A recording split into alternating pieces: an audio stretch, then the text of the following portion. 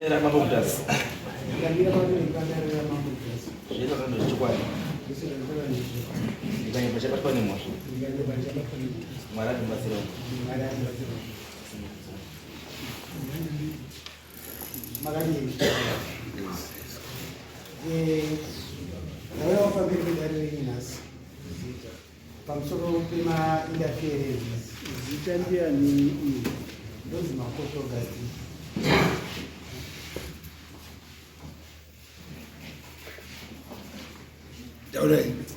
Ndauya pamberi pedare renyu nhasi ndichida kuti muye ndichisanganaburira dare pamusoro pema-interferences akanga achiitwa naambuya mukati memusha wangu. Ambuya ndokwakarora mwana wangu. Saka kwarora mwana wangu pakazosvika panguva yekuti pane urongwa hunoitwa kuti vanhu vai pane mishonga yemasuo inofanira kuti inge ichiitwa vana ambuya vese vachitaurirana, vabereki vese vachitaurirana. Saka vakatadza kuwirirana ambuya vangu inini nemukadzi wangu. Watadza kuwirirana ambuya vakati handikwanisi kuti ndinge ndichiita izvozvo nekuti isusu hatitendwi mishonga, tinoita tinoita zvekwamwari. Pakutadza kuwirirana kwavakaita pakazoitika problem yekuti muroora wangu akazotoguma aitwa Siza, inosenza pachipatara. Aitwa Siza ari pachipatara kudaro, pane munhu akauya naambuya wangu, mwana achangozvarwa, akatanga kunamatira mwana pachiwanhu chedu. Mwana kana akabva azvarwa, zvinhu zvese zvinofanira kuti zvinge zvichiitwa kumwana iyeye zvinoitwa nevedzidza iroro. Saka waita zvinhu zvekunamatira mwana, ndakuvatoona wakakundikana kuti vanga vachiita kuti munhu uyu asununguke zvakanaka kusvika achekwa. Izvezvi wari kunamatira mwana wangu, wada kuti aende sei mwana wangu? Wada kuti achekwe futi? Wada kuti zvifambe sei? Ndopandakaenda kumba, ndikandasvika ndikabvunza munin'ina wangu, ndikati chii chiri kumboitika? Ndopandakaudzwa nhoroondo dzakawandisa dzadzichiitwa naambuya mukati memusha. Ndipandaona kuti zvinhu zvaachida kuti zvinge zvichigadziriswa. Saka pandakaona kuti zvinhu zvaachida kuti zvinge zvichigadziriswa, ndakati no, ngatiendesei nyaya iyi kuna sabhuku.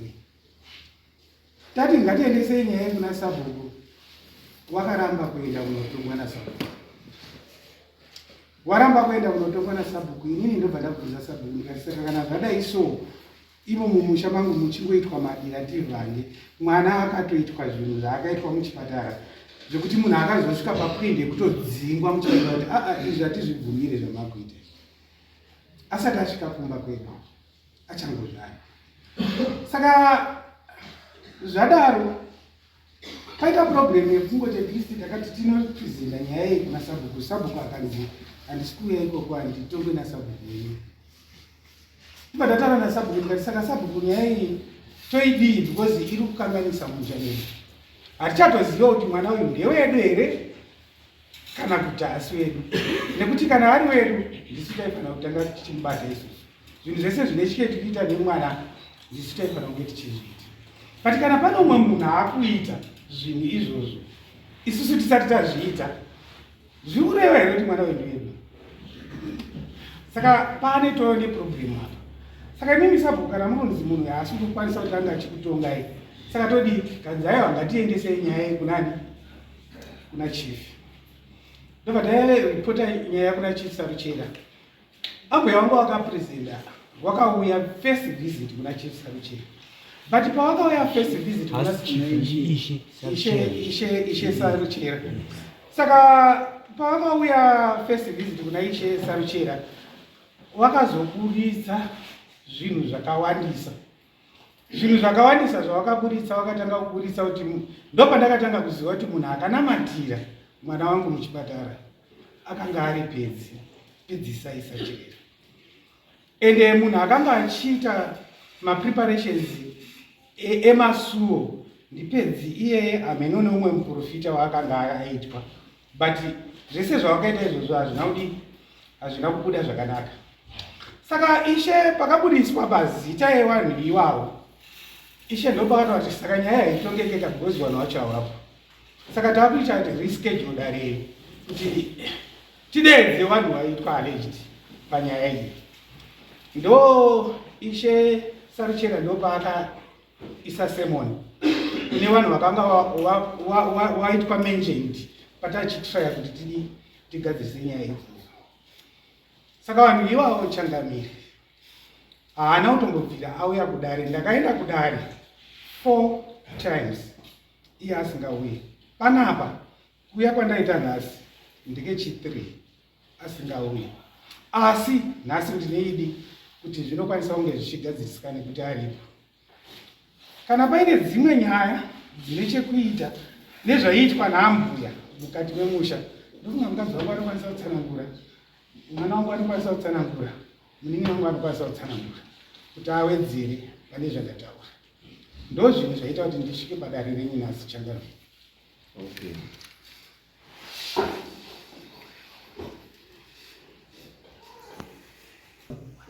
Ndiye kunamatira muzukuru wenyu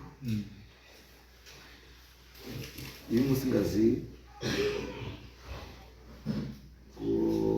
hanzi murova kutsvaira chii pari panyaya yekutsvaira yekubvisa dota. Murora ungasa hapana zvinhu zvaangachakwanisa kuita mumusha medu. Mumusha medu hapana zvaangachakwanisa kuita. Angasingakwanise kutsvaira pamba, angasingakwanise chero kuita zvinhu zvinoitwa nemurora pamba, but anga achizviita izvozvo kumba kwapedzisa isachena.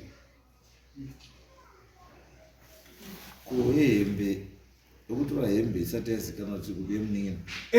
Ihembe yemwana, hembe dzemwana. Murora abhuya wakasvika mumba mairara mwana wangu, wabva watanga kurongedza zvinhu, wabva watakura zvinhu zvacho zvese kuti iwe haufaniri kunge uchigara nemwana wangu. Mwana wangu ndakuda kudii? Ndoda kumutora. Kana akatakura hembe, atakura hembe kudaro, but asi inini mwana wangu nemurora wangu vanoenderana.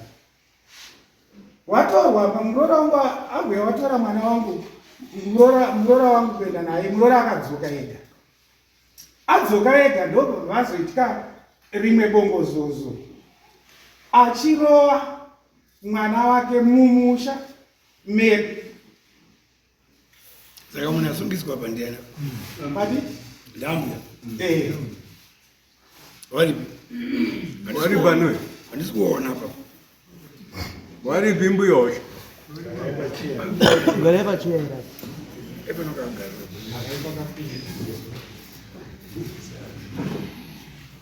Ko pedzi uri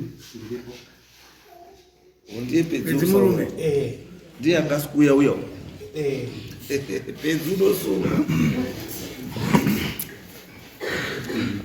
maonesa hauna Ishe kana sabhuku itozoita watatate ndangoza kuti hauna Ishe nasabhuku wekunamata ndiani ainamatira mwana ndiani simudza pedzi ndiye pedzi wacho simudza pedzi uya pedzi sunga iwe wainamatira mwana muzukuru wemunhu wasingazivisewa mwacho Uya padhuze? right handina kunamatira mwana ndakadaidzwa namai maokumune chichirumawe saka ndadaidzwa namai ava mwana wavo akanga asunguka mwana anga one day old akanga achirwara mumba akanga akazvimba ari pane intratikiscan akanga azvaa ndiye takasvika wakanga waitwa operation takasvika tikapabhiziting avo ndo mamine vanhu vanga vapaikwata ndobva takumbira nesi titida kuona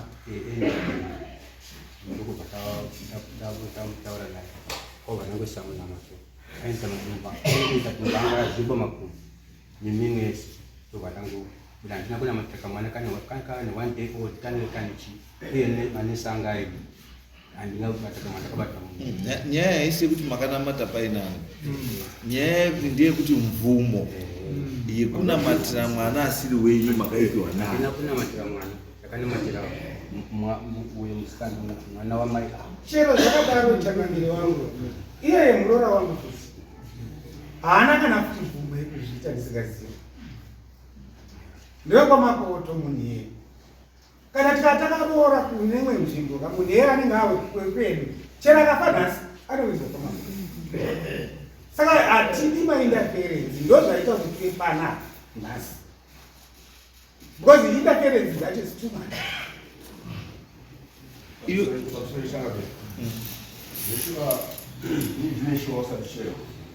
Akauya ana mai ava ndizoita vanhu vachiita inokwana mai vanhu ndakavabvunza mwana wavo ungati kana vanhu akauya ndosvakanamatia baba ndikati vaiti ndiani makawati ndiani vanhu vakanzi ndisekuru sekuru kunomuziva ledu ndisekuru wavo aiwa asakandinamatia baba saiyera saka ndakati aiwa kana ndikamboona kusachedopakana mai kudai kwangu 4 times. Iwe pedzi uri muprofiteri? Unopinda chechi? Unopinda chechi? Kwamugodi. Amai vanopindipa? Saka sei makangoti wemugodi ndiye arikwanisa kunamatira? Simukai mutauri. Sekuru havari kutenderera. Sekuru vanobatsira vanhu vataura chokwadi. Sekuru vanongonamatira vakagara pamba pavo, havana kuchechi kwarudi vari kuenda. Mhuri yekwamakoto, mbuya makoto, mwana wangu paakagadzira nenhumbu, amweni nemurume wake vakaenda pamba pababa wakadii akanamatira. Zvakaitika panyaya yekunzi mwana ndakaenda komunamatisa. Vekwamakoto vakauya nemwana wangu musikana, ane nhumbu yake yekutanga. Kanzi pai mwana wemusonga Patricia Chipako.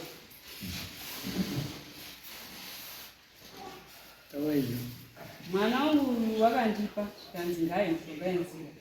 Havana kusungira, saka ndatambira mwana andagara naye. Madhaizi ekuenda anga auya asina preparation, ndatenda unorongedze zvinhu. Aenda musi waakaenda, nhumbu yakarwadza, ndobva vatorana neamweni nemurume wake vaenda pamba pasekuru avo kuti tinamatiriro chinyi bhora wega. Ndaizoudzwa izvozvo ndaandisipo. Mwana ndobva aenda kunyanga. Aenda kunyanga akaita 2 weeks arimo muchipatara. Hakuna akaenda kudii kumuona. Ini ndakaenda munosho ndikadini anomuona. Mwana ndobva azoitwa operation musi wa2 March. Aitwa operation musi wa2 March akandifonera. Vaati mai murume wangu ati tikwereterewo mari. Iye achitaura achiti mushonga wanhasi musi wa2 kusvika manheru muchipatara urimo, asi kutanga mangwana hanzi hatina mushonga, saka tikwereterewo mari. Ndakakwereta mari muna Sekuru Sachirera inoita $80.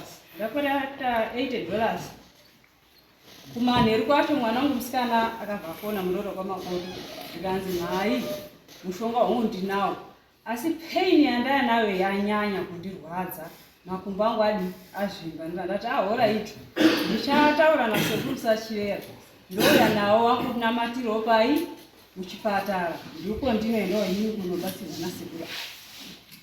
Shuwa ndakaenda kuchipatara kuuya nesekuru musi wa3 pavisit hour.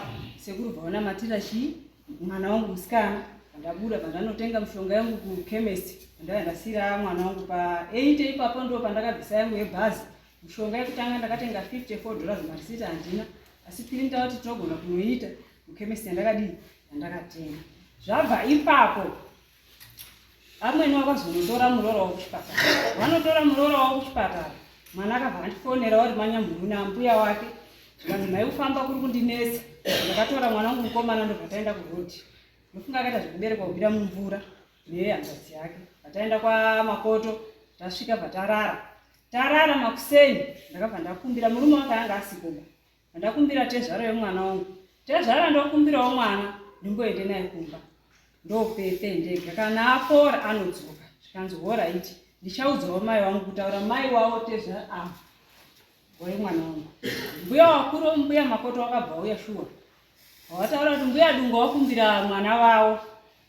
Mbuya makoto bvauti ichokwadi, mwana uyu ngaende namai wake kumba, kana apora vanotaura, isusu toteera tobva tasungira. Tapedza kusungira tobva taita makombera bva tatora mhuri yedu. Shuwa ndakaenda nemwana wangu, taenda nemwana wangu kumba kuya kuya. akabva azonzi arudiwa ku7 days. Tezvaro wake awa wakauya, ndakati ngora handina bamwe nadzo. Ndobva waibva ndatakura murooro wangu natezvaro wake, taenda kukiriniki.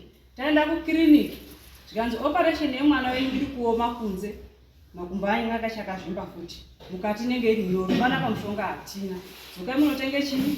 Mushonga kuchipatara. Ndakatora $20 yanga ine mwana wangu yake. Ndibva ndabvisa $10 yangu yebhazi ndisina mari. Ndadzoka futi kunyanga ndanotenga mapirisi etofunga $14. Risita ndisisina. Ndadzoka kumba mwana bvamwa kosi yake bvaipera. Ndobva ndavafonera, ndakafonera ngwasha ndikati munhu wenyu achii? Right.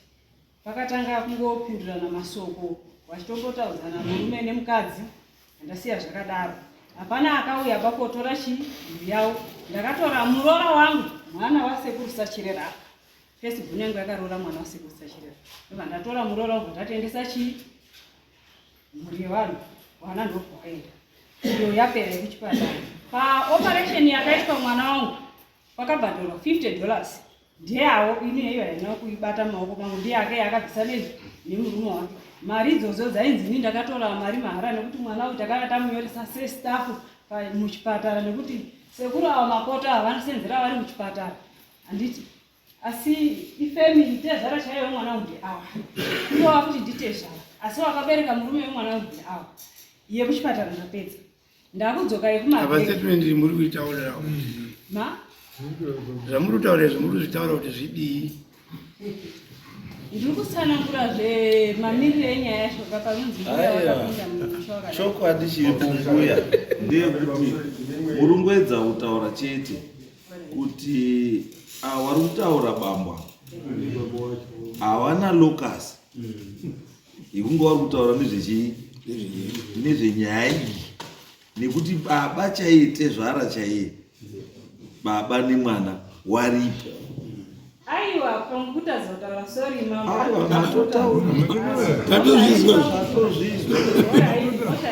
Alright, iyo taizwa mwe. Narration taizwa. Mukomana wachari. Sumuka shamwa. Nemuroro. Alright. Iwe shamwari. Ndiwe here kufona kuna mbuya kuti ndikwereterewo $80.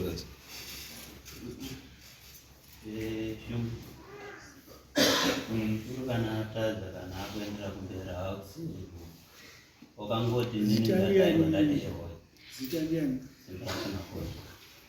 Zvonekoti. Ndaura tizwe. Munhu mukuru ndakaona zvisaiti kumutsiura kuti amai mamai ndakangosiya zvakadaro. Because ini wari yangu waini kuvunza mubvunzo iyo. Ndikubvunza mubvunzo iyo kuti kana kufamily kwako kuine concern yakadaro yekuti mhuri yawo but when it comes to money matters mukanda money matters kuna mbuya kwandiri does make sense. Because kana mutora kuti iwe utoti ndiwe utofonera mbuya kuti mbuya kwete mari. Alright, hama dzako wakadziudza ere kuti mbuya ndiye abhadhara mari yechipatara yemuroora $80. Wakaudza ere na baba wako? Wakati aiyo izwa chanduda tione pane dambudziko chaipo chaipo because pamwe iwewe ndinokosonga rukanisa wako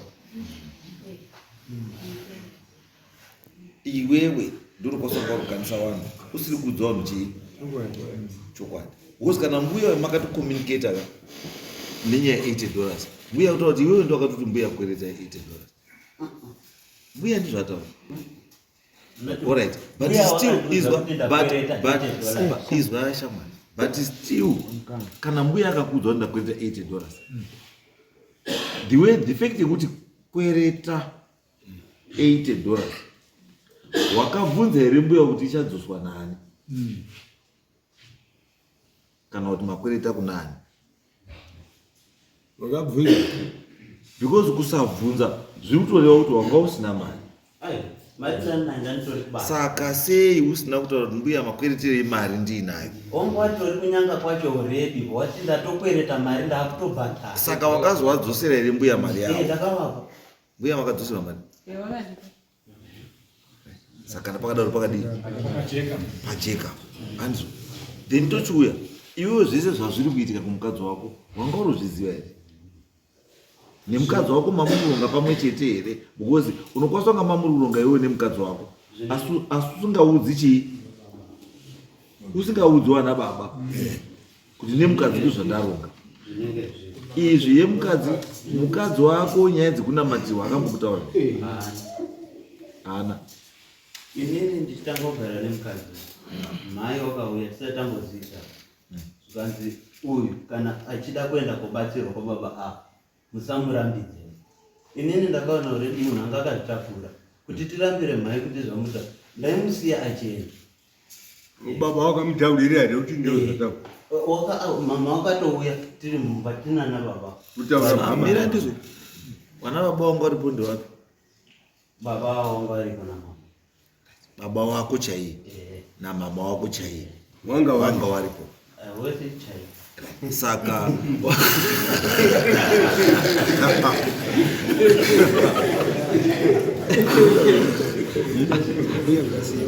because pana angoka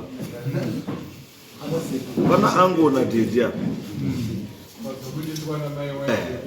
ndosa nduti because pamwe dedi wako anga asikutaurira ango zvinhu zvazviri kuitika asi iye achiziva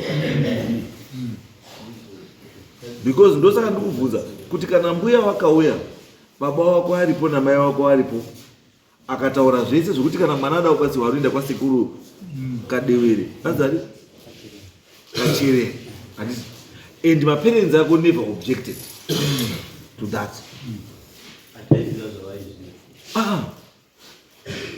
Una izwa kakashamwari inini handidi munhu anoenda mudefensive mode especially kana uchida kubatsirwa usaende mudefensive mode because kana mbuya wakasumuka kumba kwavo wachiuya kumba kwenyu wakasvika iwo uripo mai wako aripo baba wako aripo akasvika akataura kuti kana mwana aita problem uyu zvekuda kunamatiwa aenda kunamatiwa kwasekuru nenge kana musingazvidi mudai makamutaura kuti wedu kwedzi anoita zvakati but hamuna kuzvitaura because mbuya akapa chiwanhu chaipo chaipo mbuya roho yake wakadii wakaita wakasuma waridzi wemunhu asi mbuya simba iro rero munhu akaroorwa varuroona marodza mobva matumira nen'anga dzacho dzinorapa vamarodza simba rekuti mwana unorapwa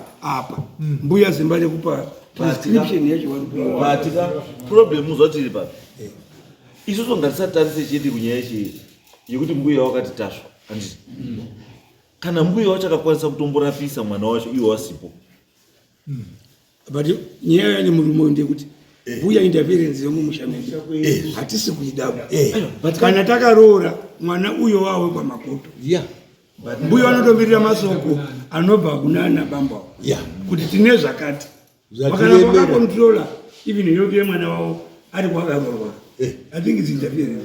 Imimi naye bambo ambobvunza varume panapa ngati mira mani imbomira tiri kuti chii handiti ngatiite zvinhu zviri zvatosangana zvenriyo real life ngatisararame life iri artificial ngatirarame life chaiyo ichi yewanhu chaiyo yechiwanhu yatorarama imimi nhasi mwana wenyu imi musikana akakufonera kuti makumbo angu akazvimba ane mimba 9 months munoita sei? ndorara murume wacho kuti ndakuya kukubatsira kurapisa aiwa handiti mukadzi wangu aende kotaura kuti mwana uyu unorapwa ndisanini. That is very wrong. asi zvatotaura akurapiswa ngaarapiswe but uye asabva atotaura nemunhu unorapa mwana ngabatsirwe bhozi inini wandering about the relationship yambuya nemurapi wakaroorwa nani but handiotechipi yave nayo nekwakaroorwa muroora wavo. no it's okay ndosaka ndati tinobasira imimi parukanisa vanhu hamusi kupaona parukanisa vanhu ava hamusi kupaona inini hondo yangu iri pekuti kana mbuya akakwanisa kusumuka kumba achiuya achikupesa iwo baba namai nemwana wachikusumai, they were supposed to say mbuya zvemwana uyu leave this to us. No, musabate murore papi mbuya wabvabi babuda chasumudza mbuya kumba kwake achienda uko imother's love nepermission mweya wekudi wekubereka nepressure yekuti mwana uyu kaitire kari kuita mbotaisaone mbuya ndiyatsvaga $80 patsvagwa $80 mwana hana kunorapwa kumba kwasekuru wapa wakanorapwa kuchipatara. So my question is pazobuda $80 kuna mbuya wangu wese mamuripi? Where were you? Iye munhu ari kurwara. Munhu ari kurwara kuzvizva kuti mukadzi akazvima makumbo uri kuchipatara akazvitakura. Andika pane negligence ndizvo ndikutaura kuti Israel atiri kuya tiripo itotodiscussa tati zvinake kuti zvinhu zvinake tingadziise zvinhu ndosaka ndakati muno matitongi vanhu ba ngatidiscuse nyaya sei because question yangu pandikuita worry ini my worry ndeyekuti mwana wenyu mukomana uyu ane zvakawanda zvemhuri yake zvaasiri kusheya nemi zvaanofanira kunge ari kusheya nemi. Ndopane nyaya yangu ipapo because imimi mukutaisa mbuya mutonga mbuya yainterference but in actual fact mbuya ari toplaya part yani because dai mwana wayo anga kaenda kusungirwa handisi zviri kuitwa nambuya uyu mwana ari kumba kwake zvinhu zvaifanira kungoita kumba kwake chinyararire pasina anatezvara rumbuzi kuti munhu azoiswa ndowe dzenzou kana kuti azoiswa ndowe dzegudo hapana izviziva handizvo. And now that tikuti isusu taakuzviziva kuti mbuya wazoti apa ngavachiende kunamatiwa apo tobva tati aiwa yabudogo kodai mwana anga akaenda kumasungiro akanonamatiswa ikoko ndimbuya wobva aiswa ndowe dzake dzenzou wobva aitwa zvekubvura nzira zvechi zvese ikoko aizomboziya pakati pedu chese apa ndiani ndosaka ndikuti isu ngataise chii ngataise nyaya kuti tibatsire vanhu ava kuti zvifambe zvakadii zvakanaka. Pamwe pacho procedure ka pachiwanhu wanhu wakati munhu ngaende kumasungiro hawapengi ba pachiwanhu wakati mwana ngaende kupi kumasungiro hawapengi ba pane chawakadii chawakaona chisingakwanisi kutaurwa nemwana wayo kuna amwene kana kuti chaasingakwanisi kuitirwa nani navamwene chinhu chisingakwanisi kuitwa nemukomana murume wake akamuroora kana naatezva asi chinokwanisa kuitwa nani nyakubara because asi chikaitwa namai nyakubara chikaitwa naamwene itori mhosva yekuti inoda kuripwa ndochiwana ngatiedzere chiwana mukuona kwandikuedza point yangu kwandikuedza but I'm not saying ndiri kuti zvakaitwa namai kana zviitwa namai zvakanaka no ndiri kuti mai kana ari kuplayawo royani yake ngaaplaye royani yake wana baba ngatiplayewo royani yedu murume playa royani yako sechi semurume. Chidzidzo chiripo ndechekuti mai kana mwana aroorwa haasisiri wenyu une kwaakudii kwaakutongwa. Tumwe tunhu twamune mauda kuita maakufanira kusuma nekukumbira kwakaroorwa chii mwana wenyu ndiko kuti relationship iite sei because zvinoitika kamukwana kufungirana kwakuitika pakuzi mbuya uyu anga asikabvisi madota asi kwamai vake unobvisa chii madota. Mbuya wazouya warongedza wobva atora hembe andikamwana muri kuona kweseni yangu inoshuya pekuti angaine rekodhi yehembe dzadziri muwadhiropu ndiani wakazoziya kuti mune hembe mbiri dzisimo ndiani mukuona pane mubvunzo wacho right ndosandutaura ndosanga nditsvagai pane chii mazwa papo zananditaura ndanditsvagai pane chii. Mukomana ndiye azoenda kotaura kunana baba wake nehama dzake kuti ndashaya hembe dzangu chii 2 muwardrobe. Andi saka munhu atora hembe dzangu muwardrobe ndiani? Ndimbuya. Andi ngozwa na baba hawana kubvukira baba kuti hembe dzatorwa muchii muwardrobe. Pane akawataurira kuti hembe dzatorwa muchii dzashota muwardrobe. Tovatati akataura kuti hembe dzashota muwardrobe ndiani? Tovataura kuti murume wacho. Akamukora. Asi kuti isusu protocol neprocedure iri kuti chii? Murume ashaya muwardrobe, munhu aifanira kubvunza kuti hembe dzangu hadzimo ndiani? Mukadzi wani? Kana wakonana nemukadzi wake wochidaidza chii? Wangu. Kuti guys ndashaya chii? Because kwaakatoenda kunana baba, haana kuda kuenda kunana baba kuda kunobatsirwa. Akaenda kunana baba akatosunga kupakera.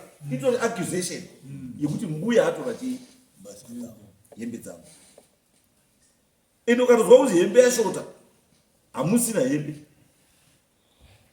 Chaunofunga chii? Hembe yangu yatorwa kunogadzirwa. Kana uine kadambudziko kako kutosangana nako kuti ihembe dzangu. Andi pachiwanu watosumudza mweya yakadii? Yakatoshata. Andi ndosaka ndikuedza kubvunza kuti ngati tinyese kuona kuti pasi right ndepapi. Mbuya ane zvake zvari kukanya. Asiwo mukomana uyu anewo zvake zvaasiri kudii? Zvaasi kufambisa nenzira dzakadii? Dzakanaka.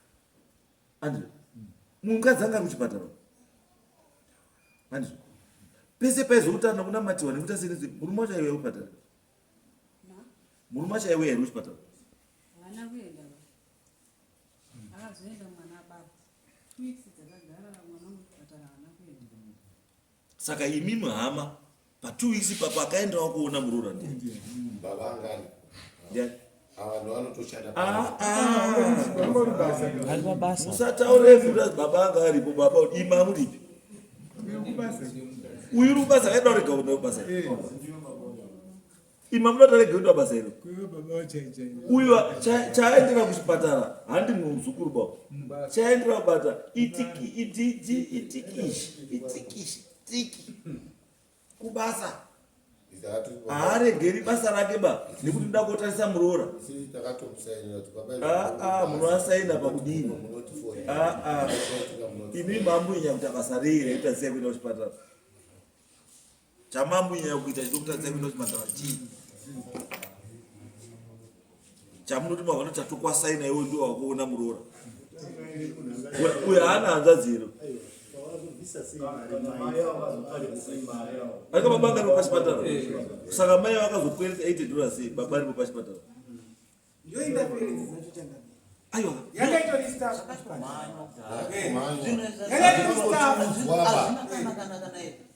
Murusaza ndotwara. Muruzwana baba ndotwara. Murusaza ndotwara baba. Poende ya muri kuona yona baba.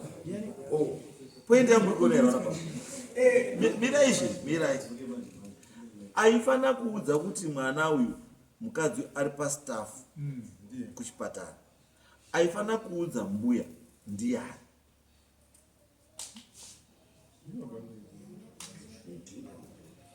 Aifana kuudza mbuya. Aiwa. Ndosaka ndokubvunza kuti mbuya aizviziva here kuti istaff pachipatara. Kana kunge danga but izwai bambo zvakuta awanhu vairi vari 2 avo. Awanhu vairi vari 2 avo. Ndiwo vari kukanisa here. Awanhu 2 avo. Awa 2 avo. Ndiwo vari kukanisa here. Awa 2 avo.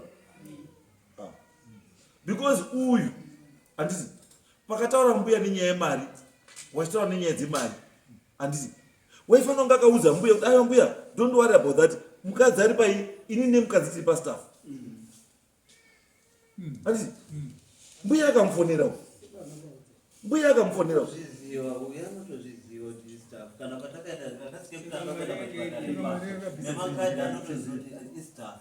aiwa izvo akashama munoziva zvandinotaura pane chimwe chinhu chamudonzwisisa kana munhu kanzwini staff hustaff pane pazvinoperera staff hazvikavi everything munozwa staff haikavi chii zvese zvekutaura ukaona watonyorwa prescription kutaura kuti muchipatara mushonga wauri haudi haumo handika then you have to buy watenga wouya nawo kuchipatara wekuchipatara ndo wanoadminister mushonga iwowo asi wakunyorera kuti mushonga uri kudiwa ndewakati because kana mushonga uripo pachipatara wanokupa chii mushonga but kana wasina ndopawanokuudza kuti sasei enda unotenge mushonga wakati uye nawo akamgona poenda ndodzotwa kuti ngatisangona kuenda kuti staff wanongana nemamedical aid but mamedical aid nokutaura kuti ichi is not covered by medical aid ichi watone shortfall yakati yaunofana kutowedzera pamari yako yarobhadhara yemedical aid and ngatisaabuse word yekuti staff ndopanokuizwa kuzi kana ari staff ka right what was the purpose yekuti awazendai mutenge mushonga kunze kana yange recovered nepackage yestaff ndokubvunza kaini isi simgotingi iwe ndiwataura nemukadzi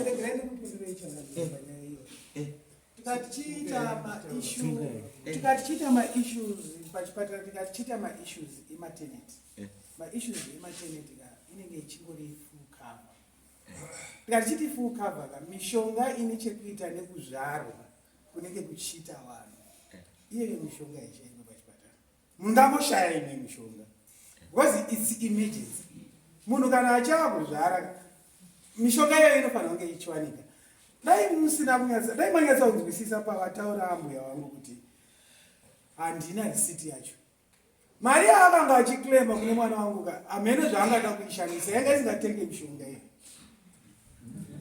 yanga isingatenge mishonga mari iyoyo because ifee inobhadharwa kana munhu aikangaitwa operation it covers everything inokavha zvinhu zvese zvinenge zvaitwa munhu haisi fee yekucheka chete kucheka neprocedure nemedication ndio fee yacho saka yakaitwa a fixed fee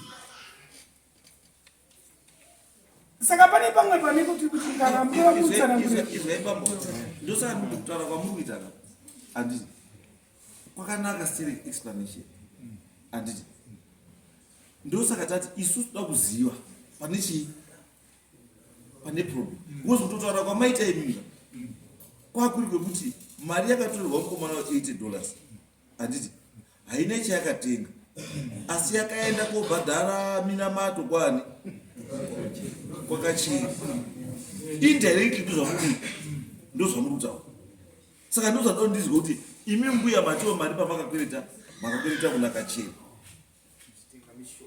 mitenga mishonga uyo mukomana wabva ati $80 ndakaiudzwa ndobva ndatumisa $80 yandakakweta kuna Segusa Chena ndakanotenga mushonga musi wa2 wachekwa mwana akati mushonga munhasi muchipatara kusvika mandiri urimo asi tanzi kutanga mangwana musi wa3 March hatina mushonga ndofunga aripo mwana akupure zvandakaita mukwata shuwa $80 vakandipa akadzokesera Segusa Chena nechi mari yavo parobhetika zvese izvi baba wemwana musikana wangu baba vari kuharare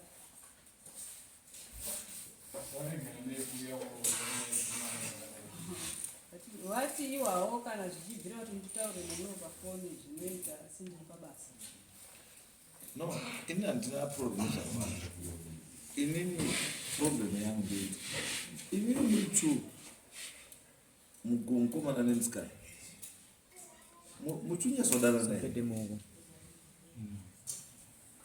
imimi muri two muchiri kudanana here ndokubvunza ripi ende mukadzi wangu ndomuda asi chiri kuitika watoyara musikana kutaurire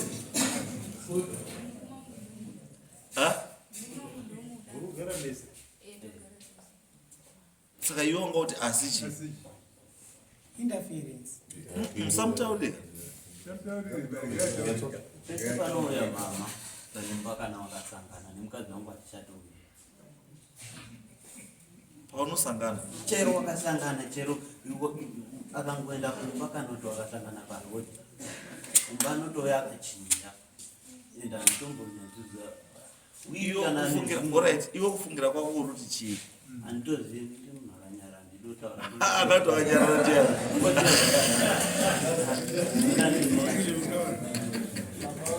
Alright, baba wemukomana. Baba washo mukomana. Muruti ni yeti. Iyi nyaya murutonga. Nyaya takasumudza dare pachief. Waifundisa mchero. Wana wakanetsana. Wakambuya wakarongedza nhumbi wakaisa kwa prophet. Sachireni. Makutaura. Ndo pakashekwa.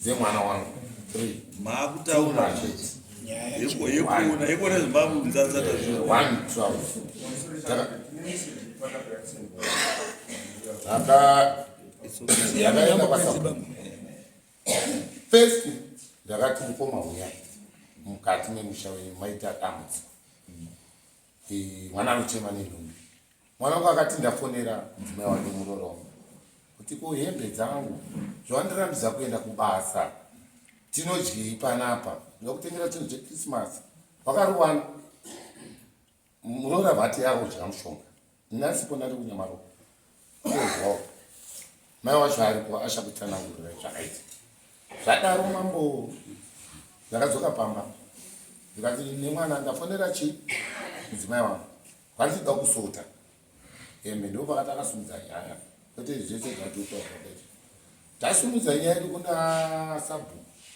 ndoti ndakasvika mwana atoenda kuna sabhuku sabhuku ndioneri baba hwapo bamukuru hwapo tibatsiriwo mudzimai wangu andipindura pafoni tida kusota asi mangwana acho ndazofonera mai ati hausati tida kusota ndakatuma mudundu amukuma pamutondoendei moteri nhumbi dzemwana pamutondo wakasvika kwambuya wakarambira pamutondo wakadzoka kumba wakati hembe kwanza hakuna wamutondo ndakwapa $7 wamutondo toda kumuputisa wenyu mutisungire mbuya uye kudare renyu sabhuku mbuya wakapindura wakati hanzvadzi yangu yaramba kuuya kudare tikati namukoma saka imimi wamudondo nyaya iyi yakwamuri ndipo pakaenda nyaya yedu kwaedmen sanyagura taenda kwaedmen sati taenda kwaedmen sabhuku wakazodzoka futi wakanzi hembe dziri kuna prophet pedzi ndo wakasara hembe takarongedza ataisa kwaprofet inini pamba pedu mwana wangu uyu nemuroro wangu asati apedza kuwaka vanobikira kwangu vachienda kurara kwani kwamhake anove mbuya mapoto zvekuti kunetsana kwakaita vana ava dai wasina kutora nhumbi kuendesa paprofeti dai wakapa mbuya mapoto tatakura izvi tiri kusiya izvi panapa asi mbuya wakatora zvinhu wakatakura pakuendesa paprofeti iri nhau iri kutotinetsa mwana wangu akatina mombe munda maprofeti akasvika profeti kumubvunza kuti ko iwe unomboziva here kuti mukadzi wako akadya mari dzangu ngani zvakandirwadza mama kusvika zvandirwadza ndikati mukoma tete kumadna auti mwana ndiwake kwana akanamatira mwana kuchipatara musi watauya panapa padare panapa musi wesatadhi yapera hawana kuuya asi chipiri ndandatosungwa nemapurisa ndaitwa deformation nambuya kuti ndakavarova ndakatobva muprison so saka nyaya yacho haisupera dai matibatsirawo tigarisana zvatokuita zvibambuka ndosaka kuti taurai chokwadi taurai zvese ndiwetione pane ngwezaaaipa mamuri tichenderedza kwesoko muchaedza pa$80 tichiramba kuti aiwa handiyo chii handiyo nyaya paii pane nyaya iripo izvi ndopama uchitaura manje kuti zveshuwa mbuya sumukai mbuya anotanga mabvunzo vambuya pabote pane zvese zviri kuitika izvi pabote baba wemusikana anifumbo wapa vari kumbotaurwa nezvopa baba vagari pambaba pamusoro mirai ini mubvunzo wangu wataura makatora hembe kunze uyu kumba kouyu mukaisa kumba kwenyu tikaswera mwana wangu arohwa wakandidaidzwa kwamapoto amweni wake kuti mwana wenyu ati akumwa poisi ndobva ndasvika ndikati mwana wayo agara achinerwa musi kugadzirisa chii wanaba ndipo ndakati mwana rongedza zvinhu zvinoti iwewe tiende kupi kumba izvi zvanyanya mushure mekunge ndataura nababa vacho akati mutora kusi kuti akava kunyerwa angaitwa mwana akapinda mumba make ndobva arongedza mabhegi ake pakurongedza kwakaita iye akabatanidza hembe dzemurume wake ndaandisirimo ndobva ndatakura mabhegi angu ndaandine muroora wangu mwana wasekura ndobva taisa munzira migano irodhi pamba pambuya makoto nepasekurisa chirero mabhegi awanda parodhi ndipo takati mabhegi zvaati wandira hatichakwanisi kudii kumatakura ndobva tatakura amwe mabhegi nemuroora wangu akati ngatisiye pamba pani pababa sekuru sachirera wangu wasipo kataisa mabhegi edu pamba pasekuru sachirera musi wa 22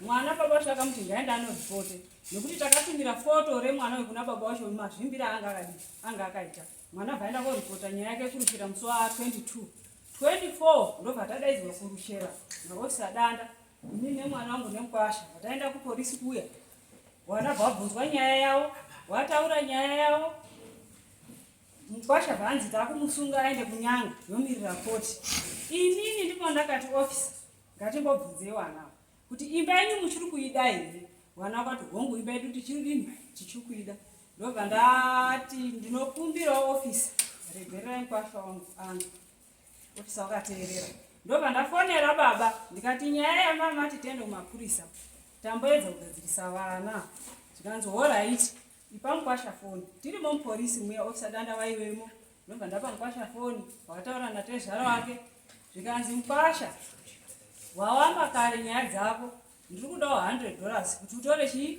mhuri yavo waiva musi wa 24 watadzoka kumba watotenderana natezvara wake ini ndaenda kumba ndiri kumirira kuti mukwasha achitora chii mhuri yake musi wa 27 ndaida kuenda kumba kwandakabereka ndobva ndati my thanks handei tinoone sekuru my thanks vati mhai machari angu aine tsvina ari panapa ndikati aiwa regai ndinotakure mabhegi atakasiya aya kwasekuru titore machari amwe arimo ndobva ndasimuka inini nemusikana mudiki akapo ake panapa patasvika kwasekuru apo ndasvika kwasekuru mukwasha wangu akabva foni afona ndakabva ndatora foni vandati esa daira esa ndobva daira foni zvikanzi iwewe ndiwo wakudairiswa foni here nemukwasha vandati ndipe foni vandati mati zvikanzi my thanks hembe dzangu asati adziona here ndikati mabhegi akatarisa anodini hana kudziona ba asi ndine rimwe bhegi randinoda kutora pasekuru ndiri tikuwirirana nemukwasha wangu ndine bhegi randinoda kutora pasekuru zvikanzi nemukwasha wangu muri kuti mudatora bhegi pasachirera ndipo pamakoto here ndikati mukwasha chakasimudza mabhegi hamusi kuchiziva here zvikanzi ho muri kumwa ndiri kudzokera mashure indakati kungotaura ndobva ndatakura bhegi rangu musi wa 27 December vandasvika kumba ndikati my thanks vhura mabhegi ako uringe hembe dzemurume wako dzaari kutaura nhatu utarise kana wadziona topa esa oendesa isusu tobva taenda kurwindo rwedu tisati tasimuka pamba sabhuku wakabva wasvika zvaimedunga ndauya ndikati ndikanzi mukwashenyu anditeera ukati ati iye ndida kuenzaniswa nambuya ndikati sekuru ada kuenzaniswa neni nyaya yei inga takaenzanisa wani kui kumapurisa zvikapera ndikutomira kuti atore mbuya yake zvikanzi mukwasha wakati hembe dzangu uyezve mbuya vakati vanoda kundiuraya ndipo ndakati sekuru ndida kumuuraya nhasi nekuti ndatora mwana akadii kugara aripota chii nyaya yake yekuti ndida kumuuraya saka kana zvakadaro sekuru hondo haisi kudii haisi kupera zviri nani kuti mwana waye aragera kodii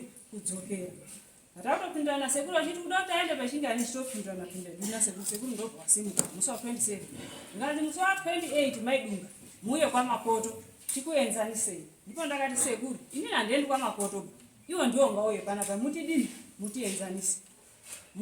Kuseni kwa 28 baba wa Thanks wakafona vachitaura nemwana wangu ndindi pamba takatorara zvikanzi mai Thanks pakauya sabhuku kumba kwenyu makavati chii. Mwana akati hapana zvandakataura zvakaipa baba. Zvikanzi inini ndaandisipo papamba kusaziva vanhu vakaudzwa nyaya yekuti kudhakwa here nyaya yatokura ameno zvakaya zvichitaurwa nani pasabhuku. Ndati eho 28 ya sabhuku waendawo kwa Makoto wandifonera wakati kwa Makoto waramba kuya kupi kumba kwenyu. Saka tosangana 29 December 28 kuma 3 sabhuku wakatuma mpurisa evillage Makono. Zvikanzi mbuya dunga ndatumwa naSabhuku hanzi muye kudare mangwana 29 December muye ne$10. Ndaba ndati alright ndadini ndazvinzwa. 28 uya ndipo ndakava ndafona inini kumba kwandakabereka. Ndafonera hanzvadzi yangu ndiwe baba wangu akafa. Ndikati hanzvadzi kune nyaya yekunzi ndida kuuraya mukwangu. Ndipo pakanzi nehanzvadzi yangu kuti ndiuye koteerera nyaya iyi. Ini ndiri kuda mukwasha wangu aripo hazvigoni kuti ndiuye koimirira woba. Chindipa nhamba dzaSabhuku nditaure nawo. Ndobva ndamupa. Akati Sabhuku ndokupirawo kuti mumbomise dare tange takwana tuye ndinzwo kuuraya kuda kuitwa mukwambo nehanzvadzi yangu. Sabhuku akapindura kuhanzvadzi yangu akati alright ndichakupa anza ndafonera Changamire. Zvawachataura ndo zvandichakupindurai. Ini ndakabva ndangogara ndakadaro. Anazomira kwa Sabhuku. Sabhuku anopindura nehanzvadzi yangu. Hembe makazodziona here? Hembe dzakazooneka. Mukadini? Musi wa 28 hembe dzaoneka mwana adziona akatobva totaura Sabhuku ari kuti hembe tadini tadziona. 29 musikana mudiki bva tamutiendesa chii hembe mwana bvaendesa hembe mukwasha bvaramba hembe dzake hembe dzangodzoka. Izvozvi paakazoendawo mwana mabhegi bvatakura nehembe dzemurume wake nhatu dzadzinonzadzimo vaenda nadzo. Paifona itoti hembe dzangu hembe dziripi? Dziri kumba kwemurume. Hembe dziri mbakadziona? Ha? Wakataura here na baba kuti hembe dzanadzo? Wakati iwa na baba wataura kuti hembe dzavo?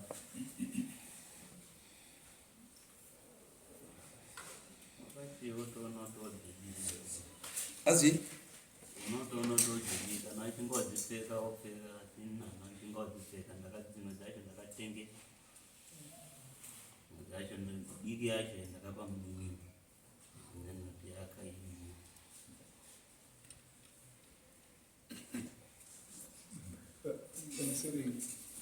asi bhegi ichikamata kuna mabhegi rakambosara pasekurusa pasisachirera Itakaisei baba.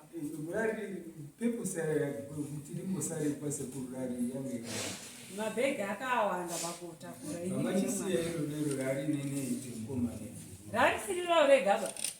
Mamu nehembe dzemukwasha nedzemwana wangu nedzemuzukuru Mashari andakazotendo ndinotakure mabhegi ndani sisati kuda kuatora bandiri kuti mwana zvaakuzoka kumurume wake.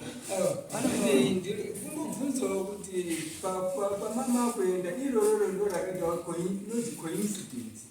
Ngosarawo pasekuru sachirera paprofita. Asi sei nyaya dzacho dzese dzirindotendera pana sekuru? Sekuru ndo anazvo. Sei nyaya dzacho dzese bhegi pasekuru? $80 akakweretesa ndisekuru. Munamato emwana nenhumbu ndisekuru. Mwana akarwara pasekuru. Chii chiromboitika pana sekuru?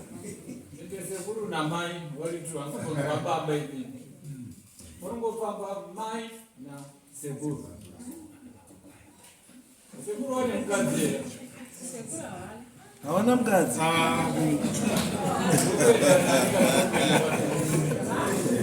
Mama penda unaona sekuru hapa mpenda nani? Ndakaenda kuona sekuru. Ndakaenda ndine mwana wangu musikana. Patakaenda mabhegi tati nemusikana ikutasiya mabhegi pasekuru. Pamunoti mwana akaenda matevudi munhu usina mukadzi munemuda kuti zveifamba. Kuti mwana wenyu hana matirwe ngemunhu usina mukadzi.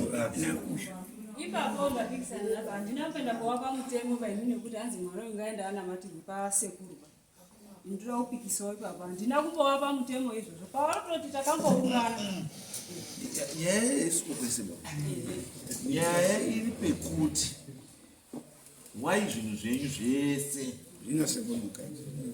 zvinasekurwa wai ndopane nyaya ipo baba. Because awana makotoka ndo paani suspicion yemhuri yana makoto kuti uyu sinzi ari muprofita munhu anoziva zvakawanda nhombo mvura chii zvese andika anokwanisa kuti apaibhatura futi handiti anokwanisa kungoita zvese zvese handiti ende mimi mabva mamutemba zvokuti mweya wenyu zvese zviri mumaoko ake sei Soroi. Sekuru ava ndati ndo vakarora mwana wangu mukomana mwana wavo murora wangu inini sekuru avo kuti ndio batika kuti mwana wenyu akaroora mwana wavo azvipa zvati mai wemukwasha nababa wemukadzi mova maita macross buddies kudaro kutoberekana pakudarika rwizi kwese vanofamba nebhaiki chero pavaenda vari vese wakakerani kukoti patati kukoti uko last time apa vakanga vari vese vakauya nebhaiki vakadzoka nebhaiki vari vese witness yangu yesikuru awambuya ndo vakandisundisa witness yangu ngeyesekuru witness yangu ndisekuru ndiwo sekuru Saturday chipa pana papa wasina kuya chipiri wangu watondisundisa musi wa 2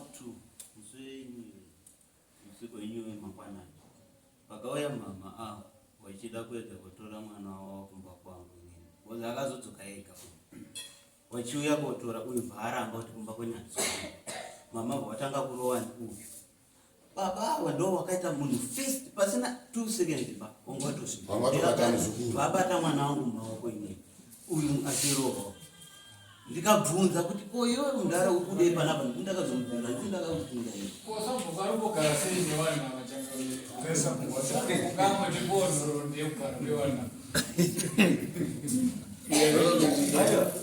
muri kuona pane nyaya isiri yatinotonga yashuwa zvosaka ndatoatoona musibuda pachena pachena chaipa musibuda pachena apa mbuya imimi nyaya dzenyu dzamuri kupomodza dzamuri kuita sei kupomedzerwa dzakawanda andrew murume uyu muhlei musamone setauroba nekuti mukapiswa mundoriisa patepi motopukuta pari kupisa mukada kugeza moisa sipo futi patauro mogeza mwiri wese mukatota mukanaiwa nemvura motora tauro mopukuta mukaita shena futi mumakumbo monyorowesa tauro mopukuta shena musamuite setauro bamurumo shona muruizwa chana ndoda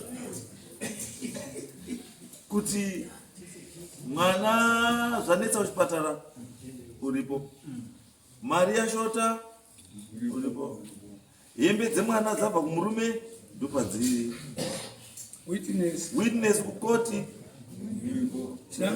transport imimbuye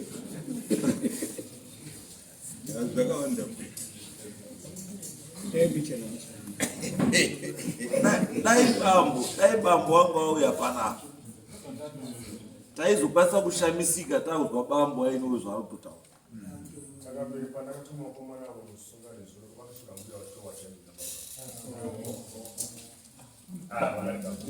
wamachota hembe dzake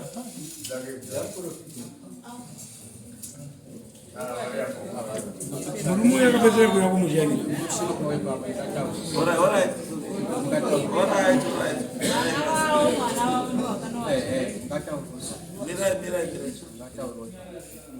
ichipogare pasi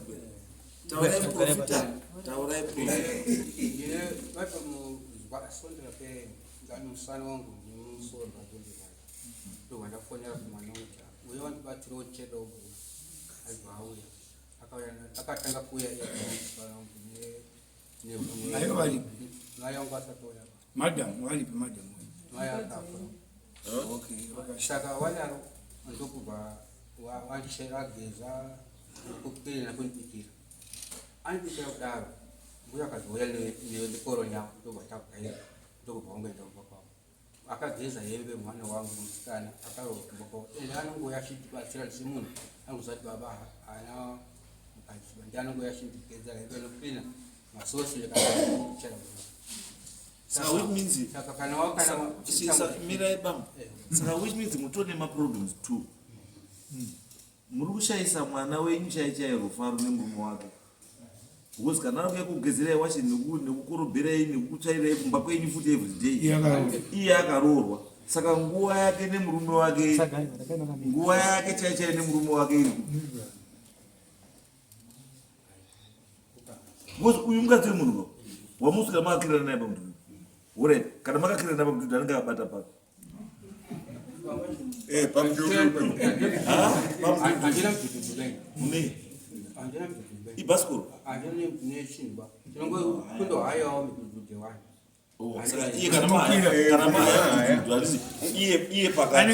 Iye pakati muchaire mtutu mberi birai imimba ya mtutu muchaire mtutu kumberi mai pakati imi masuri makatsigira Ndizvo ba. ndizvo pamwe pacho wanenge rumasuri pamwe pacho Anenge kabata pai pamwe pacho.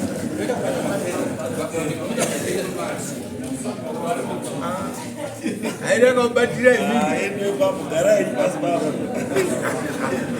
sabu gara iti sabu Odau pamusoro ichakamira ndinozvisa kumudono iri kumudono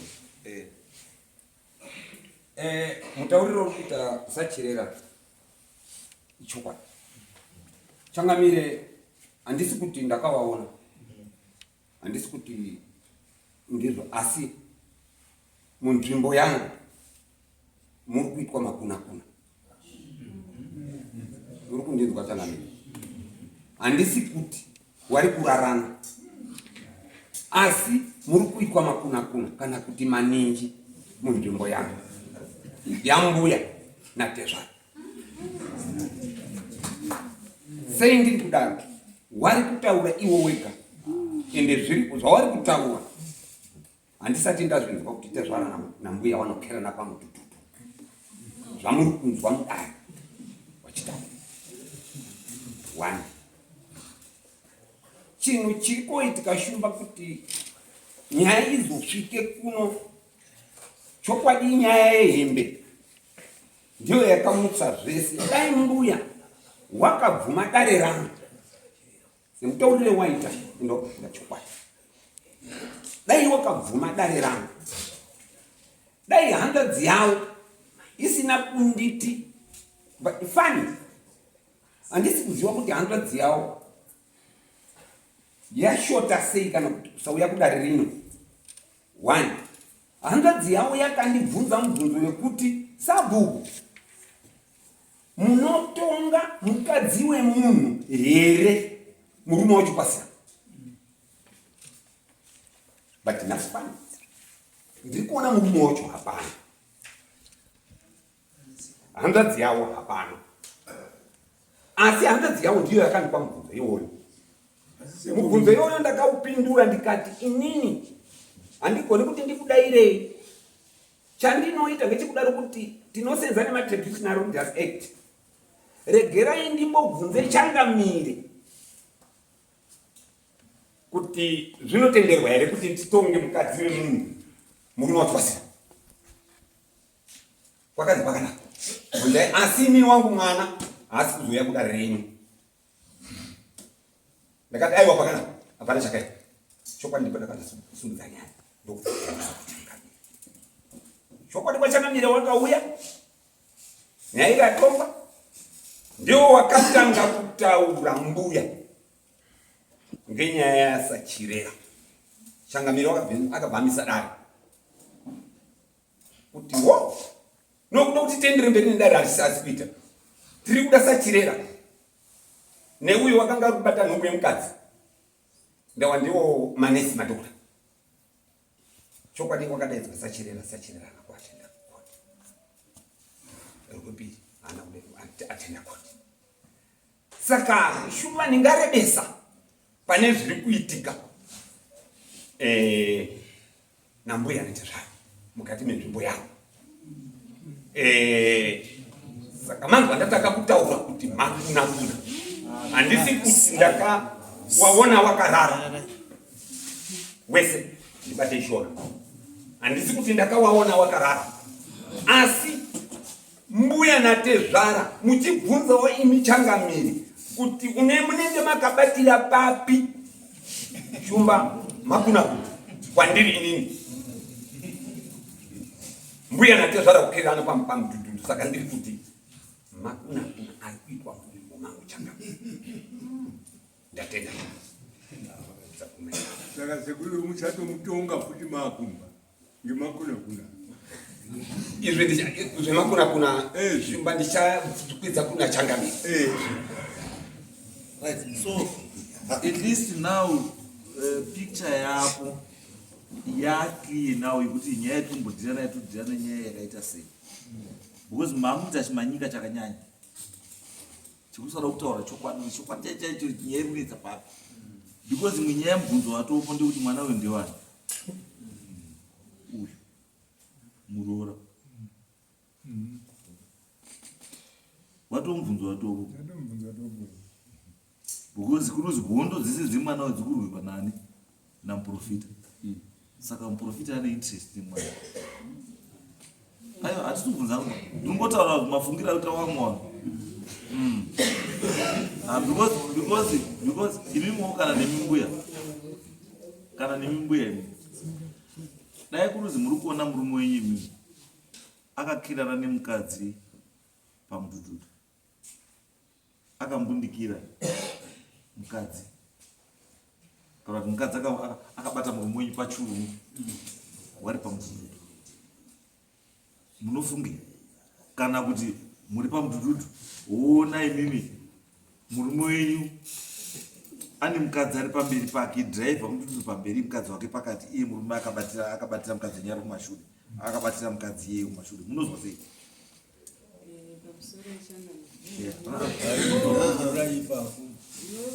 Unofunga kuti kana kuti vanodanana, asi ini ndokupirawo chokwadi pamudhudhudhu.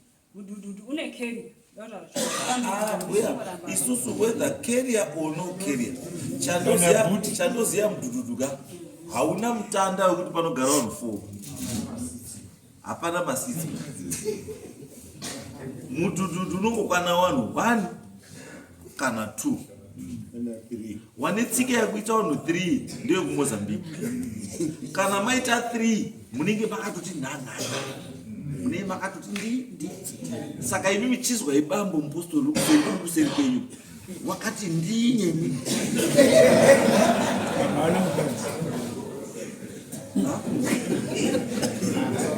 mune muruzwa sei? Mbuya ngataura nechokwadi. Mbuya ngataura nechokwadi. Tiri vanhu, munozwa mbuya?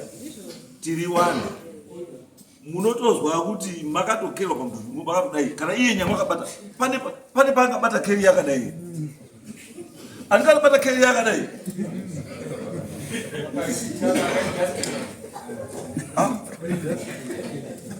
Apa muzitanda idasiro ndikaitwa nezvayo kuti 2 minutes iye akatodai.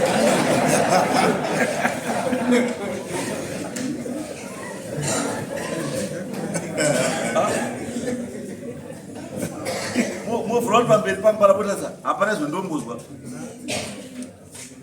Hamumbozwa kuti kumashure kwaita mwengu, hamuzvizvinozomoitana. Mbuya ngataura nechokwadi. Izwa yambuya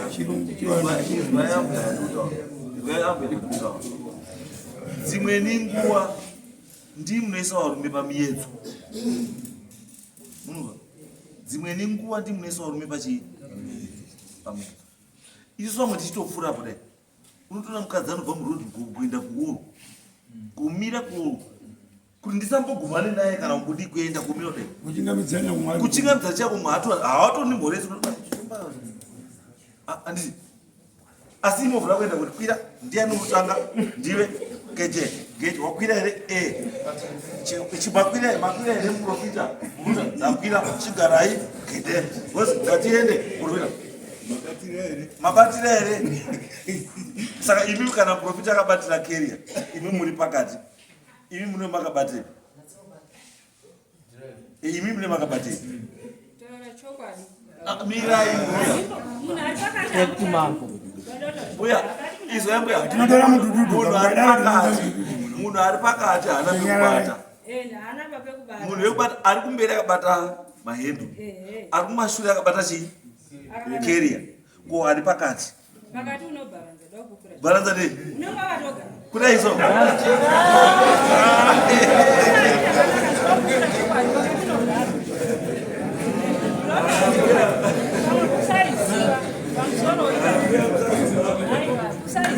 Anyway, haisiyo hedu nyaya yedu asi tinomboti mbuya pachiwanhu hamudaro amwene natezvara hamuwirirani zvokusvika tyananai because mukatadza kutyanana wana wenyu ari kuona warufundi muruzadura saka vari kufundei kana wachiona atezvara naamwene wakabatana pamudhudhu vari kuenda wana wenyu vari kuonei kana kufunga kwenyu vanhu vari kutaisai muruti vari kuti pamuri kupfuura kana imi menyu mega kushayawo nyadzi nekuvhura zvimaka dai mudhudhu uri wenyu toti nani muri 2 taitozwa ingoti mudhudhu wachide kuti haya futi chaimushembwe but anyway nyaya yedu ndeyekuti mbuya imimi nemuprofita mhuri yekwa Makoto hairi kufaraba neinterference yamuri kuita mumarriage yechii iwana siyai vana waite zvinhu zvani zvavo kana mati mimi mwana wenyu haachadi marriage mwana wenyu ngaaende zvakadii zvakanaka musiyawo nekwa Makoto wachigara upenyu hwavo zvakadii zvakanaka ende handisati ndakambozwa futi mai unoenda kutora mwana kuti mwana wati ndachaiwo mai woenda kuoredzera mabhegi it's a first imimi baba yavo havo kuharara vanombokuchaiba hamuna mbochaiwa here kamwe chete makarongedza here mabhegi sei musina kurongedza sei wemuti wenyu ngaimondorongedze ina kuti affect maimi ndimi muri kukonzeresa kusawirana kwevanhu muri kupa mwana wenyu confidence yekuti nyange ukabva kumurume tinokuchengeta zokakumba tinokuchengeta neplan B mato neplan B zvitondishamisi ambuya wangani varume vari munomwaro anozi nemukadzi ukangunuka kuya nhasi ndomwa poison wangani kana kuti ukandichaya ndomwa poison wangani mungati poison dai munamugwirwe iwowo kusine vanhu kudai kusina vanhu ende kana munhu adomwa poison unombotaura kuti ndomwa poison hatingakutaura kuti ndomwa poison unobatwa kana udomwa poison imwe akanyarara tozongozwa kuti madhokta kuti watu wafanei wabaya siyanai nevanhu rumba kwani bvisai mwana kana akarorwa wakadii wakarorwa siyanai na uyu muprofita wenyu ngaasiyane nechii newanavo kana imimi matoita anything chiri konzena mwana wekumbirai kwaridze chii wemwana taurirai wakutaurirei zvekuita hamuendi une mwana wevavo kuimba iyo avo vasingaziva kuti mapinda mumba mavo murudei. Izvo zvaitina kutoni nyaya yehembe. Ndakamona kuti mwazi hembe dzimwe ndakatengesa dzimwe ndakagowa. What was the reason? Because vanhu vakufungira kuti hembe idzi pane zvamakatoedza nadzo, because kwadzakasvikira kwacho kwadzadziri kwacho kwamakadzisiya ndokurunyanya kudiwa nevachi nana makoto. Waitira kusota zvaivhone asi maifona kuti ndoda kusota unwe ende pane message iri apa itosendwa nabamba kwamuri wachiti azi waita ukamuka wodini azi oya technology munokwana makafunda kare. Sekura wagone kusenda message ba. Makaziya sei. Unozviziva. Unoziva ngaitota. Tine nguva ya photo more. Haya ndotaura chokwadi. Ndei kwadi wa.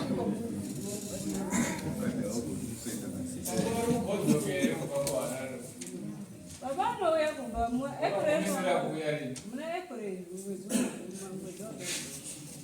Anozviziva kuti munokirana pamuduku.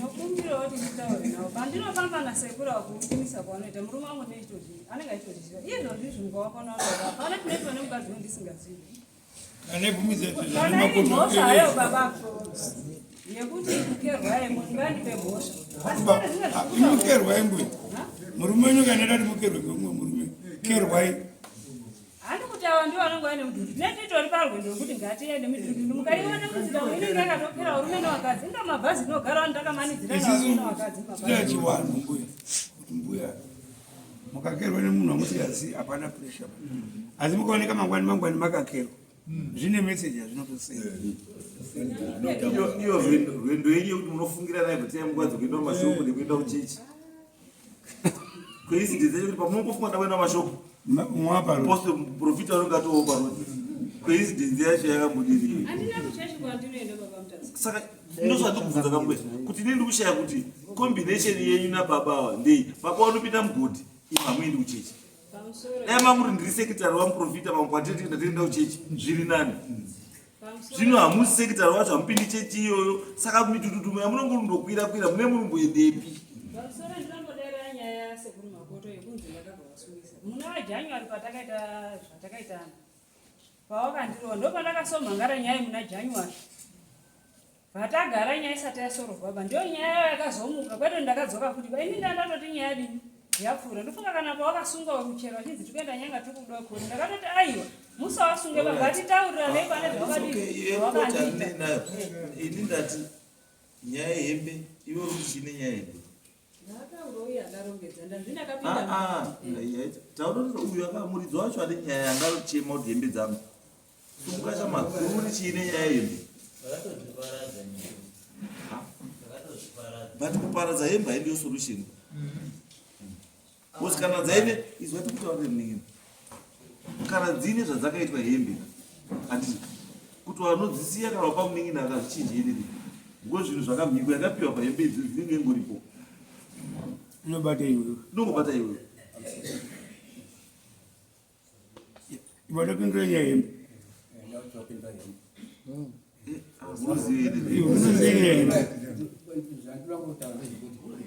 masiku akaita anambuya mizansiku tikubvunza uyu kuti ari kufunge nenyaya hembe dzake rumhanya ruzakuenda nizvatore ndiri kuti nikupa hembe handiti kana dzakagadzirwa hauna zvawadii munozairana mudhara wacho ndati hapana zvawadii zvawasororovaaakana dzakatogadzirwa dzakadii dzakagadzirwa dzakanangana nani nemuridzi wadzo anova iwewe saka zvaifanira kuita iwe kana unga usina confidence ndekuti hembe dzako dzichakanaka handitika hembe kudai wainadzivana vanhasi totobudapo tototi hembe igadzitesei gazivhenekwa hembe dzovhenekwa utova usamaripfeka kana usadii usapfeka handizvo because raitinaka kuti utaura ndakadisiposa nechi hatichaoni chokwadi chacho mai because kana kuti konseni yako yanga iri papi hatichanyanzi kuiona because dai chii chinhu chachiri kukonsena zvechiwakamuda hembe zinoda kutaura kuti hembe dzacho dziri apa idzi vatatu toda kuti dai zvaitwa ticheresane tiregere kufungidzira. Chinangwa icho ndandichitochifungawo kuti aiwa dai dzavhenekwa zvionekwe kuti kusiya kwandakaita uko ina nhaupozivawo kwamuri memambe kwamuri hazvina basa rekucheneswa kwamuri chidzidzo chekuti kumba kwemukwambo hembe hadzitorwiba waramba naziya waramba kana uri kurambana siya waite sei musarongedzese munhu hembe iyo zvakamakamurongedzesa uri iyo zviuri wakatoya bota rao zuru murusikera murutaura mabenzi saka benzi ndiani ndosaka wana makoto vari kuti mbuya simbosiyai wana waite zvauri kuita tawabvunza wana uda mukadzi wakazi mukadzi wangu murume munokati muda mukadzi wangu chimbowapai mukana kwenye murume uri kwara endai kwara hamudei kuenda kwara Take mom. Sorry, take mom. That's take mom. Masopota uno. Sorry, mom. Murikuona kuti pandakaenda pamakoto ndiwo wakanga wandifonera ndakagara kumba kuti huyai ndikaenda shure musi wa19 Mei uno ndakatongoti aregere ndigare wakandifonera zvakare wakati mwana wenyu asosimuka kuma2 hatisi kumuona kumanheru kwenyu ndazvavabvunza mazomuona here mwana tikutaura nambuya wacho pafoni zvikanzi mwana wenyu hatisi kumuona ndikati chambokonzera chii zvikanzi mwana wenyu apindura kuti mhai wandifungirei ndikati anoti mhai wandifungirei ndaenda kumba kwawo here kumanheru kwacho ndo pakazodzi nambuya wacho aiwa murume wacho amuti wazviona here enita chinyi nyaya dzako kutaura mwana wangu ndo pakanga pasungwa chitezvara wayo ndikati aiwa inini handamboenda kumhangara kuti nyaya yechituba kuti janyora ndakasenda ndo pakabvumira chinyi nyaya yangu wazofonawo kutaura kuti nababa nenyaya iyi wakabva kuti aiwa bandibaba unini ataudza muroora kuti asimuke pamba akazoonekwa akarara mugadheni nemwana wake handina kuenda kudai ndiwo ari kundifonera dai muri kuti pakarwa wana awa vanhu vakwamakoto vakagadzirisa mhuri yavo ndingadai ndisina kuenda kwavasina kunditumirawo mwana asi nemwoyo wekubereka zvavakandidaidza kuti wana warwa ndakaenda pekuzonzi mwana wada mwakwezi ndo pakazondirwadza nokuti kwakusiri kutanga kuti kurohwa kwemwana foto remwana uyu baba wewana tirikuti isusu mbuyaka kana mwana arohwa nemurume ngaende kumapurisa amangare ndiyo inonzi domestic violence murume adi asungwa kanawo mukadzi akarohwa nemurume endawo mangare murume ngaite sei ngaasungwe ndiyo chinonzi chii domestic violence wabereki budai marriage yechi budai chimbowasiyai wakadini rumburai imimi kwirai mudhudhudhu yenyu kana ka10 kana ka15 awa chimbosiyai wakadaro siyai wakadaro kana waneta wachakutaurira wega utadii taneta mazombwe kana waneta wachakudii wachakutaurira utadii taneta ndini mutangira papi kana nyamwe mwana wenyu akaya kumba kwenyu mutaure kudzoka kumba kwani papa enda ugadzima problem dzako akaita problem mutaurire kuti akaita problem vanononawo natezvara nana amwene wake nanatete mamuzi tete noti mimi mwana wacho futi kana akaita problem mwana makoto wacho uyu iyo maya wanga wambuti ubaba wemwana ainyu ainde unoona nanatezvara itotiopisi ndo vari kungwena pamusoro kuna Mei baba wakaenda kuti ndazwa zvimwe munoti ndadini ndazvinzwa ende kumba kwana atezvara wenyu hamwendi nemuprofiti ba munoenda muri imimi mbuya ari kuenda kushanya uko kana mbuya dzese mbona mbuya dzese dzakagara uku idzi dzakagara idzi mbuya dzese dzamukurasa 3/4 dzadzo ipapo wani wakwambwa 3/4 wavo apa wani wakwambwa mari kuona chembere dzese dzamuri kuona wakwambwa wakawanda wakwambwa asi zvadzinoita manje ukazwa dzichimanyika dzakutamboti nzve handiti ukazwa yati nchamboti chi nzve handiti yatoita kumpostori kana kugara kogadzisa zvinhu kunetsa kumba kwechi kwemwana kana kwayo haitauri munozandura zvine mizvova zvamatota kusvika kuti uyakanetsa uyu munoona uyu kuitwa ngandiya rusadurwa chepo kuti tunetse kuti akwanise kuwana basa because mwezi watu maproblems yakapera uyo muupenyu menyu hasina is no longer relevant saka uyu kuti aramba relevant upenyu menyu anofanira ramba ari create tuma problems apo ati akaona nhombo yakuserera ukanda imwe akaona kuti yakuserera ukanda imwe kuti arambe ari kusvika basi ndizvo tinoti chimanyika chinoti chi kana kuti zvawasangana nazvo kupi ikoko ndezvani ndezvako wogadzirisa uri kupi ikoko handizve it's not for public consumption zvokuti munhu wese unobva atoziva kuti uyo maini maona ere awo nhasi wakwira wakadai wamirirei wachadzoka hazviitiwa hazviitiwa itai chimanyika itai sambuya mukona unhu iso zvanda kutaura mbuya dzedzipa wamwe zuro chaiyo wakatoti nzve kugadzisa nyaya yeimba yemwana asi mukwambo haambozvizivi baba chaiyo yekubara haazvizivi asi mbuya yakatoti chi mapureti atototozoti kuti baba sadza renyu tazopera kuti akwana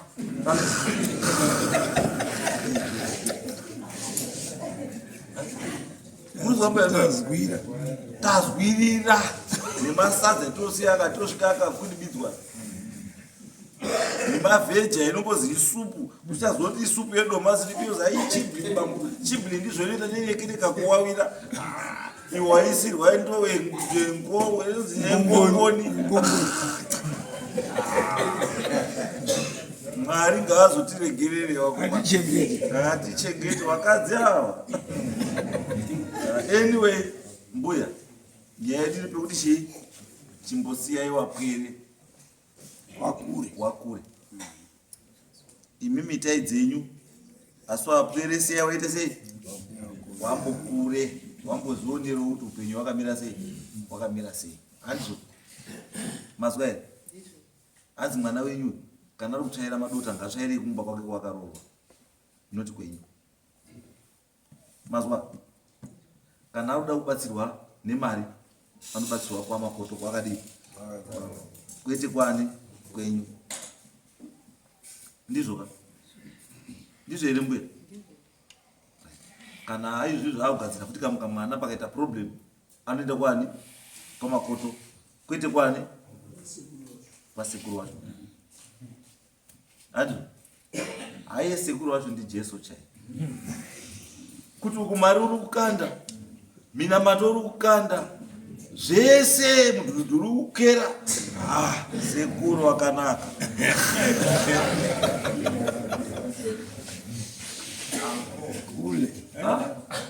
angu anyway mune zvimwe izai masoko pane vanhu tuwa vanhu vairi vakagara vapai masoko mbotange inoona mune chimwe isusu nematare ese ataingowadaiza taishandisa mari dzedu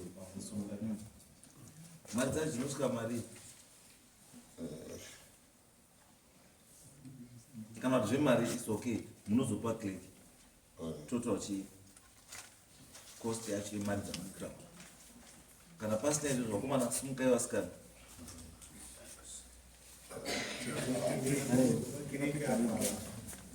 imi muri tu munogara nani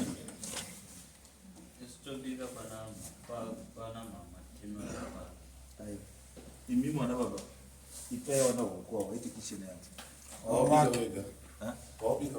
aiwa wakabika wega mumba mamwe hapana kubika wabika wega mumba mawo kuya vanobika kumba kwangu achizorara kwagogo kwamai wangu but kana wabika kwenyu havabiki mukisheni mangu vati pawo pekuti saka mamukotoni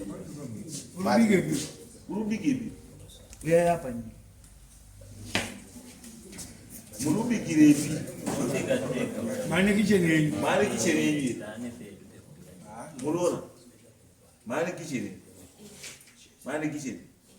kope kurara kwatinobikira ndekukumba kwababa ndikuramba kaizvo takapiwa imba hatisati tawaka ndizvo ndikutaura ndikutaura izvo kuti nemaproblems enyuka mukaramba muri kubikira kusiri kwenyu kwamakazi mubikire haaperi ba maproblems enyu. Ava vanhu vabatsirei ava?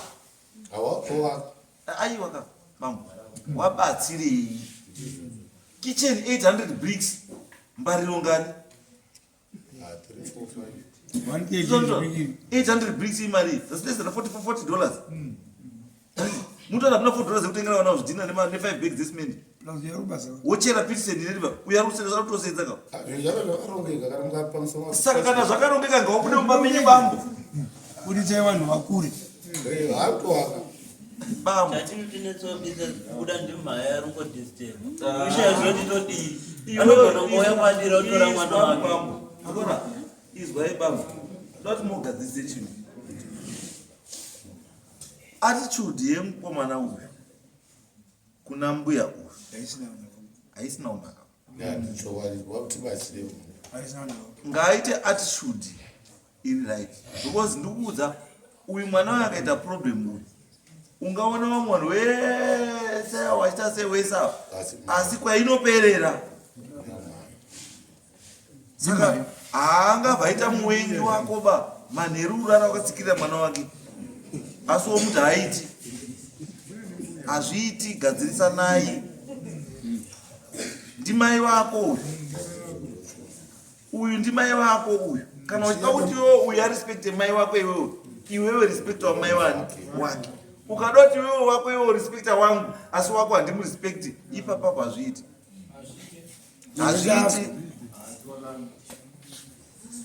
Zvako zvoenda zvikabhilivika kuti ukangoona mbuya zvozvese zvashata ngakabve musoro mako kamweya kasatani kanoda kunamatira bambo namatirei mwana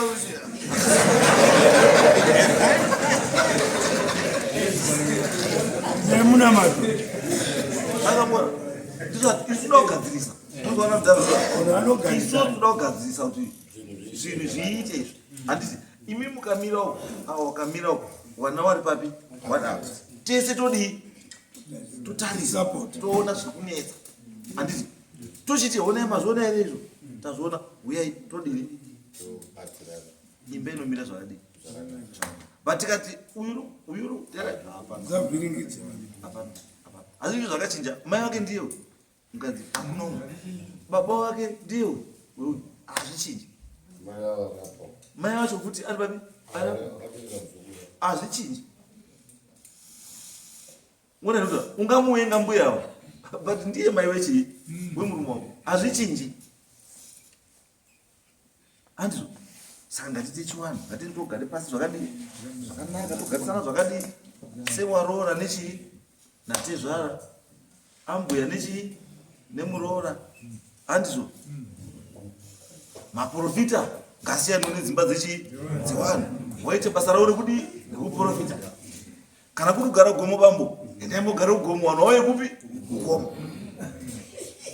Kana mafunga kufamba bambo siyane neukera wakadziwa uri pachii pamudhudhu because ininiwo ndiri muprofita ndatoprofita ndaona mawiki mairi matatu ari kuteera madzoka futi munokudare bambo muine mhosva yekuzi mudana nemukadzi wemunhu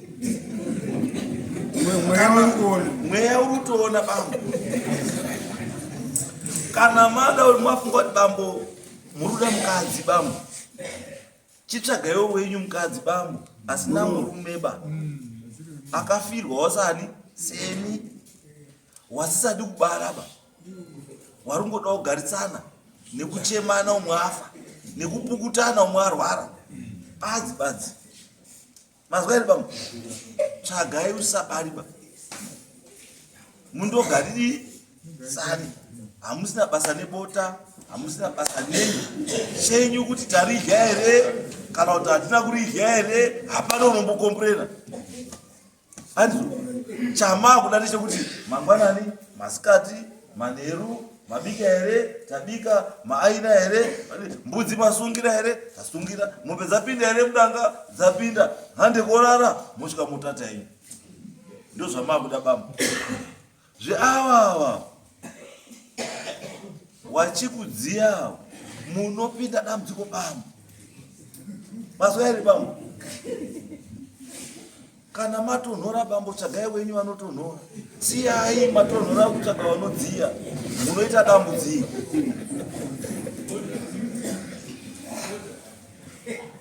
Mazwa here bambo?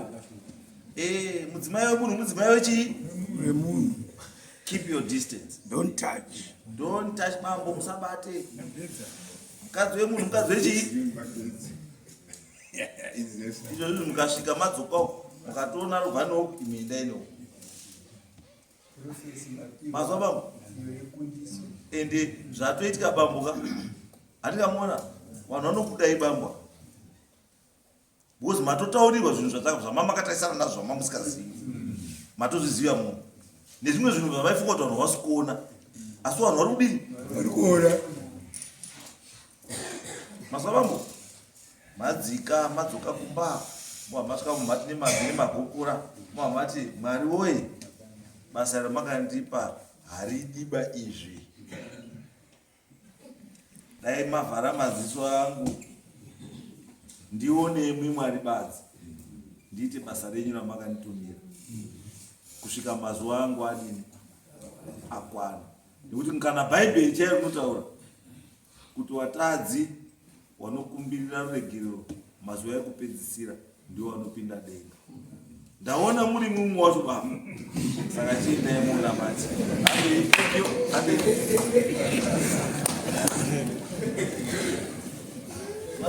Masambu family.